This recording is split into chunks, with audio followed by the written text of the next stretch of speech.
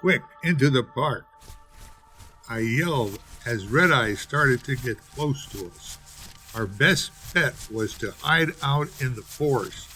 As night was soon approaching, we could hopefully escape from it in there. As fast as we could, the kids and I ran over the hill and down into the start of the Swan Creek. In our panic and confusion, Nate and I made a quick left at the fork in the path. It was here where we lost Drew. Nate and I ran about a quarter of a mile before we even realized Drew was missing. We have to turn back and look for him, Nate yelled. The roar of Red Eyes reminded us that it was still on our trail. Our only hope was to keep pressing forward and hope they followed us and not Drew. Lost and afraid, I had to keep running. Who knew where Nate and Grandpa were, and Red Eyes was probably on my tail, I kept thinking to myself. I ran straight ahead through the woods until I saw it, a bright blue light coming from my right. Attracted to the light like a moth to a flame, I hoped it was a sign of an escape. Standing erect out of the ground like the leaning tower, a massive spaceship stood in front of me. As I approached the ship, the bay door began to lower, releasing a blinding amount of fog. Silhouetted from the interior lights of the ship, a tall humanoid figure began to walk down the ramp towards me. So scared I couldn't even move, the alien introduced himself to me.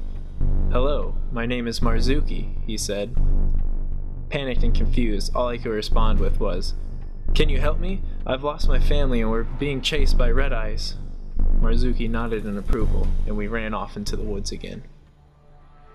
It had been a half an hour, and Nate and I had grown exhausted from running, hiding, and looking. We had started to lose hope until we finally heard the rustling in the leaves around us. Out came Drew and Marzookie. Excited to see Drew, we hugged him, and he began explaining who Marzookie was, a galactic traveler that had come to help kids battle their fears. We then explained to Marzookie our situation, and he looked eager to help us out and told us to trust him. Just as we were finishing up our conversation, Red Eyes appeared.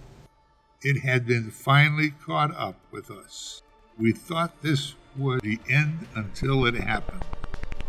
Marzookie grew to 7 times his size and engaged in combat against Red Eye. We watched hidden behind the bush as 2 giants battled in the field. Marzookie fought bravely, following a left hook and a right hook, and then knocking out the teeth of Red Eye's mouth. He fought off the bites and hits delivered from Red Eye's long tail.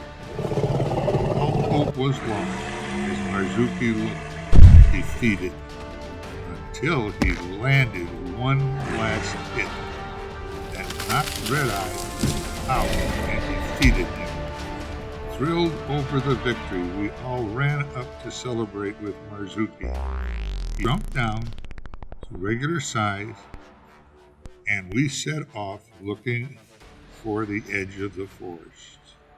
Around daybreak, we finally found the edge. I stopped Marzookie and asked, "Will we ever see you again?" He laughed and shrunk down to pocket size. Jumping into my hand, Marzookie said, "I am here to go on every journey with you, forever."